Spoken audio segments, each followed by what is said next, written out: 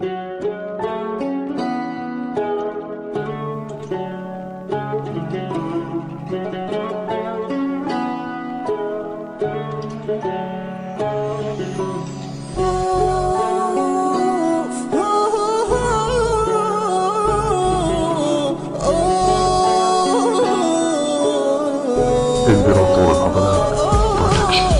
is gone away, what else there left to say? When everything seems so sad and grey, everyone need happiness, pave a way to a life that is able to take away the pain that I feel every day. I'm hating the fact that I may waste away. Back to the life over yesterday. Why did I have to play this way when I knew that I would say that it sucked, that love wasn't bringing craziness, that I could not be set away. Are you feeling me?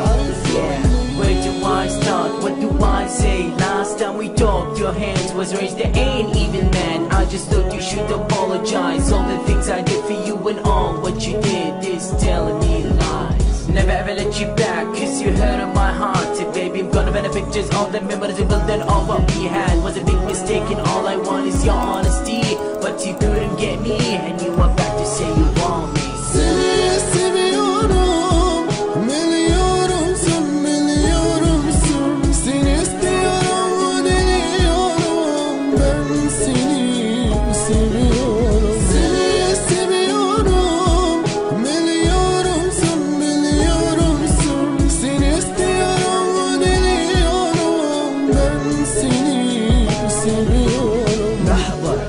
مستحيل اضعف وجيك، ماني لعبة بين ايديك. انسى كل اللي صار بيا وانسى كل اللي صار بيك. غيرت كل شي بحياتي، ما عدت من امنياتي. لا تظن ارجع واحبك، هذا جرح من ايديك. انت ارخص من دمعتي واغلى من عندك ضحكتي. ما اضحي بكل شي لاجلك حتى ما ادخن عليك. مستحيل هذا عندي يعني دله، واني كل مغروره منه. حتى لو بي انت ساكن لا تفكر مره جيك. ما أمين شغلة واحدة اقول لك اني هسه لو انت بمكاني ما تحير وما تعاني، تنسى وتعاشر حبيب زين. واني هسه صابر، انت تشكي وانا كابر. المفروض اني اقول لك يلا جيب ايام جيب. يا عجيب يا رهيب ما تهمني يا حبيبي، يلا غيب ارجوك غيب. حتى واني بين حضنك صرت